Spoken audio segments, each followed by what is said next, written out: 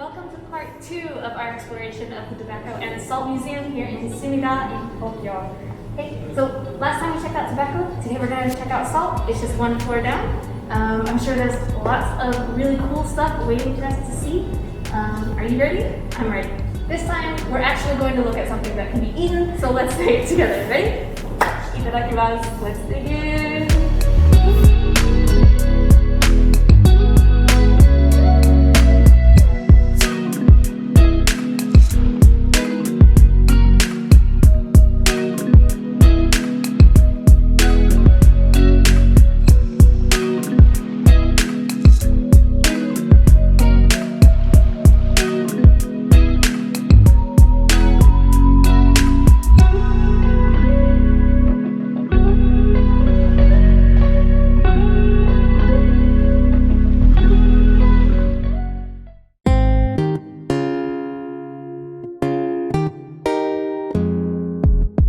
So last but certainly not least, we're about to visit the museum shop, which has a lot of really cool items.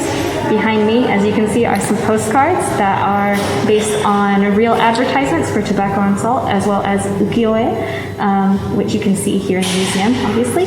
But we're going to check out some really popular items and make some recommendations for you. So let's check it out.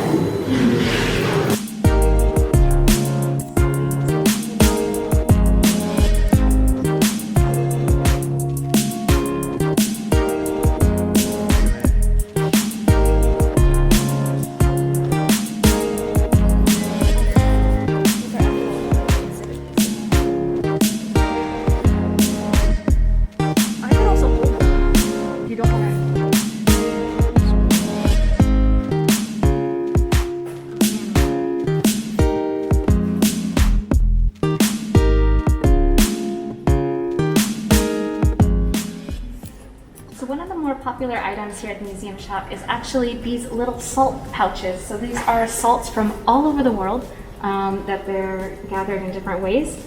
We've got rock salt, we've got lake salt, all sorts of stuff. And obviously they're going to have Japanese salt as well. So there's different kinds of Japanese salt that you can take home with you and actually eat and enjoy and remember your time here at the Tobacco and Salt Museum. They also have Hello Kitty, which is super cute.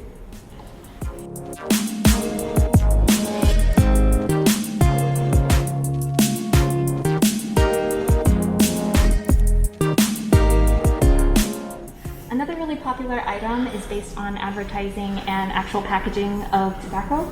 So here we have some magnets that are the actual packaging. And I actually thought these were real matchboxes, but these are actually little notepads, which is really cute. I might take one home myself.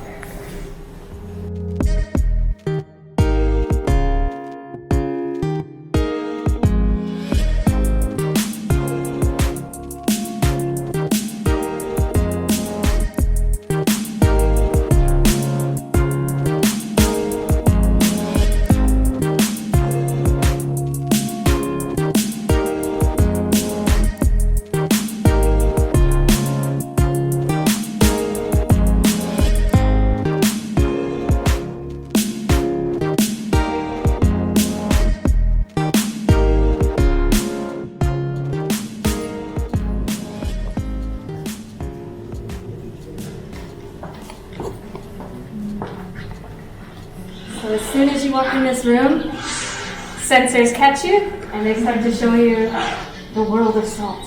Okay, so this is basically about why salt is important for life on Earth. They've done a really good job of incorporating light and projection mapping to kind of accompany the story like this. So they're talking about how elephants create these salt areas for other animals to come in. Salt lick, that's what it's called. I couldn't remember for a moment. But yeah, everything is subtitled in English. All the videos and everything are subtitled in English here. So if you don't know Japanese, that's okay. You're going to be fine. You're going to learn a lot, just like I am, right now. Behold, salt from around the world. This one's from Salt Lake City. I was born there.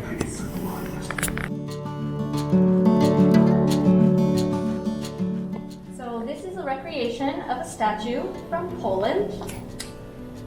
The actual statue is carved out of salt. That's crazy.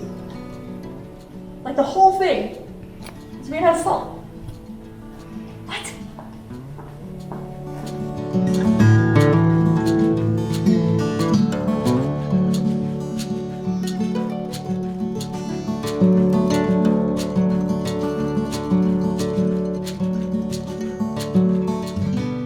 Chandelier's made of salt too. Bet you didn't know that. So here we have an exhibit of solar salt, which you might be able to imagine what that means. This salt, they let the sun do their work for them. This is done in countries where there is a lot of long, dry seasons. So there's not a lot of humidity in the air. The sun just kind of evaporates the seawater and you're left with salt. Japan has to do it differently because it rains a lot here. There's a lot of humidity. So what they do is they use these giant pots here. They basically have to boil the salt out of the seawater. But before they can do that, they have to make it super concentrated as well, because otherwise it would take forever.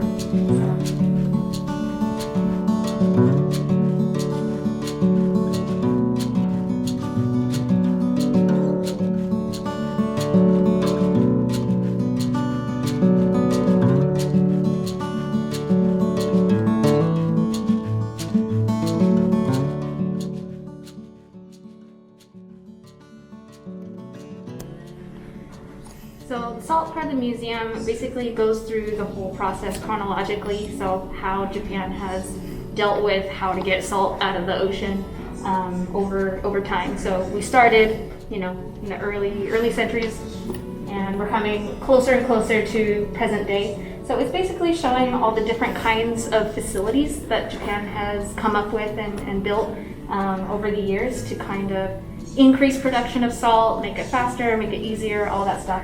This one is really interesting. So these different rows of, they're like channels, right? So the seawater is concentrated through here. And the seawater is like run down these different platforms, and the wind actually comes in and helps it evaporate even more. So they're using what they've got, not just the sun, but they're using the wind and just the natural environment to help kind of keep the process going, which is really interesting. So like I mentioned earlier, the museum shows you chronologically how these different facilities evolved over time to produce salt. And here we are at the present day. So tiny. All the tiny boxes. There's a teeny tiny boat.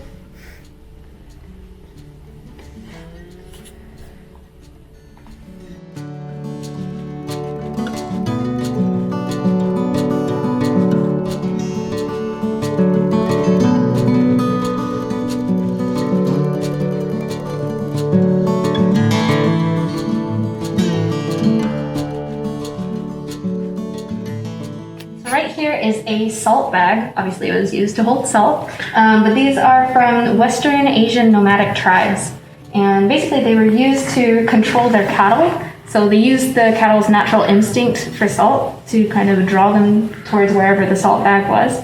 And also what's really interesting about this is each tribe had their own unique pattern. So at a glance you can tell which tribes they were used from just by looking at their salt bag.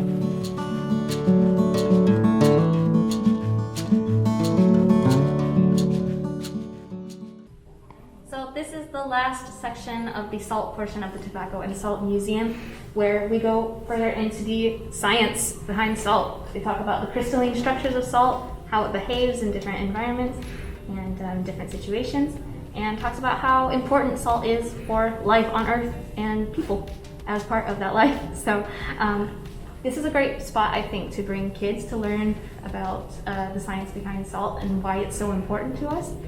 It's not just a boring thing that you find on your table. It's actually really, really important. And unfortunately, because of COVID restrictions, we can't use the this touch panel table thing in the center, but we were told it's a really cool interactive exhibit. So look forward to that opening back up again when you're able to visit. And yeah, this has been a really interesting experience. I actually was not expecting the Tobacco and Salt Museum to be so fascinating, but it actually really is. So yeah. Thanks so much for joining us, and we'll see you guys next time. Make sure you check us out at itadakimasu.japan.net, where we're going into a lot more detail about everything, and we'll see you around. Bye-bye! do you think I should say at the beginning? I don't know, like, let me show you the world of salt. Shio you the world? Like shio, the Japanese word for salt? Yeah, Shio you the world? yeah.